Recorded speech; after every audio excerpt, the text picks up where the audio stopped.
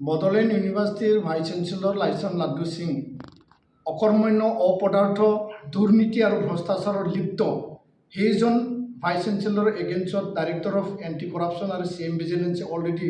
তদন্ত কৰি পেলাই যি কেছ আছে 1/2022 আণ্ডাৰ সেকশ্যন 120B 420 আৰু 409 তাত চিটিং আৰু ফ্ৰড ক্ৰিমিনেল কনস্পিৰেচি লগতে ফাইনেন্সিয়েল এনমেলিছত যি এটা কেছ আছিল সেই কেছৰ এগেইনষ্টত তেওঁক একিউজ কৰা হৈছে অভিযুক্ত কৰা হৈছে লগতে তেখেতক এৰেষ্ট কৰা হৈছে আৰু এই গোটেই প্ৰক্ৰিয়াৰ ওপৰত নিখিল বড়ো ছাত্ৰ সন্থাৰ তৰফৰ পৰা আমি বহু দিনৰ পৰা আমি আন্দোলন গণতান্ত্ৰিক কাৰ্যসূচী আমি লৈ আহিছোঁ অসমৰ মহামান্য ৰাজ্যপাল গোলাপ চান্দ কাটাৰিয়া ডাঙৰীয়াক আমি মেমৰেণ্ডাম দি পেলাই আমি অলৰেডি জনাইছোঁ লগতে অসমৰ মুখ্যমন্ত্ৰী ডাঙৰীয়াকো আমি জনাইছোঁ আৰু যোৱাকালি আমি এখন যি নটিফিকেশ্যন দেখিবলৈ পালোঁ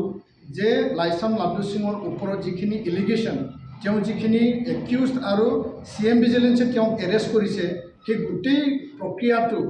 পুনৰ আকৌ তদন্ত কৰিবৰ কাৰণে ৰাজভৱনৰ তৰফৰ পৰা মহামান্য ৰাজ্যপাল আৰু চেঞ্চেলৰ অফ ইউনিভাৰ্চিটি ডাঙৰীয়াই এটা নটিচ জাৰি কৰিছে তাত Biswaranjan Samal additional chief secretary to the higher education government of আছামক অধ্যক্ষতাত তিনিজনীয়া এটা কমিটি গঠন কৰিছে IIT গুৱাহাটী আৰু তেজপুৰ ইউনিভাৰ্চিটিৰ বিশেষ এটা মানে ব্যক্তিসকলক লৈ পেলাই আমি এই যি প্ৰক্ৰিয়া এই পদক্ষেপক ৰাজ্যপাল মহামান্য ৰাজ্যপালৰ পদক্ষেপক নিখিল বড়ো ছাত্ৰ সন্থাই আৰু বড়োলেণ্ডবাসী ৰাইজে আমি তেখেতক মানে আদৰণি জনাইছোঁ আৰু এই কমিটিয়ে ফ্ৰী এণ্ড ফেয়াৰ যাতে গোটেই ইয়াত যিখিনি মানে চিৰিয়াছ আৰু হাইনিয়াছ যিখিনি এলিগেশ্যন আছে যিখিনি তেওঁ ক্ৰাইম কৰিছে নিক্সন সিঙক তেওঁক অবৈধভাৱে ফাইনেন্স অফিচাৰক নিযুক্তি দিছে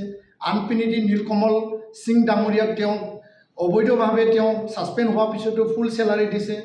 মেলোডি থাংজামক তেওঁ অবৈধভাৱে PhDত তেওঁ এডমিশ্যন কৰিছে আৰু কালভাৰ্ট বনোৱা মাৰ্কেট ছেট বনোৱা তাৰপিছত ৰাস্তা বনোৱা নামত ড্ৰেইন বনোৱা নামত সি যিখিনি কেলেংকাৰী কৰিছে সি যিখিনি দুৰ্নীতি কৰিছে গোটেই তদন্তৰ আওতাত আহিব আৰু সেইটো এটা ভাল তদন্ত হৈ পেলাই তেখেতে যে এই দুৰ্নীতিত লিপ্ত আছিল তেখেতে যে অভিযুক্ত তেখেতে যে ক্ৰাইম কৰিছে নিশ্চয় আমি এটা ভাল ফলাফল পাম আমি আশাবাদী আৰু এই কমিটিত টাৰ্মছ এণ্ড কণ্ডিশ্যনত লিখা আছে যে বিভিন্ন ব্যক্তিসকলক লগ ধৰিব আন বিষয় তাত লিখা আছে আৰু লগতে দল সংগঠনৰ লগ ধৰিব তো নিখিল বড়ো ছাত্ৰ সন্থাৰ তৰফৰ পৰা তেখেতসকলক যিখিনি তথ্য পাতি আমাৰ তাত আছে মজুত আছে এইখিনি আমি দিবৰ কাৰণে আমি তেখেতসকলক লগ ধৰিম আনহাতেদি এটা কথা আমি স্পষ্টকৈ ক'ব বিচাৰোঁ যে তেখেত যিহেতু CM ভিজিলেন্সত অলৰেডি একিউজড এৰেষ্টেড তেখেতক মহামান্য ৰাজ্যপাল বড'ল ইউনিভাৰ্চিটি অসম চৰকাৰ গোটেইখিনি এটা সিদ্ধান্ত লৈ পেলাই অতি শীঘ্ৰে ছাছপেণ্ড কৰিব লাগে আমাৰ এইটো দাবী আৰু যেতিয়া তেওঁ এই এক মাহ যি তদন্ত কমিটিয়ে তদন্ত চলাব তদন্তৰ পিছত যিখিনি ৰিজাল্ট ওলাব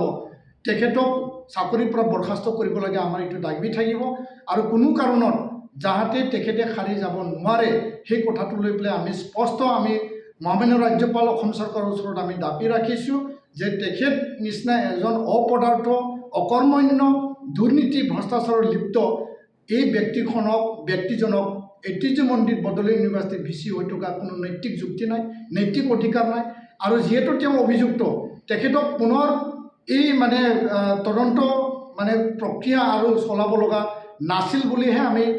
ক'ব বিচাৰোঁ যিহেতু ৰাজ্যপাল মহামান্য ৰাজ্যপাল ডাঙৰীয়াই এটা প্ৰক্ৰিয়াৰ মাজেদি যাব বিচাৰিছে তৎসত্ত্বেও আমি আহ্বান জনাইছোঁ কিন্তু তেখেত যাতে সাৰি যাব নোৱাৰে তেখেত যাতে কাৰোবাক ইনফ্লুৱেঞ্চ কৰিব নোৱাৰে তেখেত যাতে কাৰোবাক মানে মেনেজ কৰিব নোৱাৰে তাৰ কাৰণে আমি ছাছপেণ্ড কৰিব লাগে আমাৰ এইটোহে দাবী নহ'লে এই তদন্ত প্ৰক্ৰিয়াত তেওঁ কিছু বাধা কিছু ইনফ্লুৱেঞ্চ কাৰোবাক সি মেনেজ কৰা সি চিন্তা কৰিব পাৰে কাৰণ তেখেত তেনে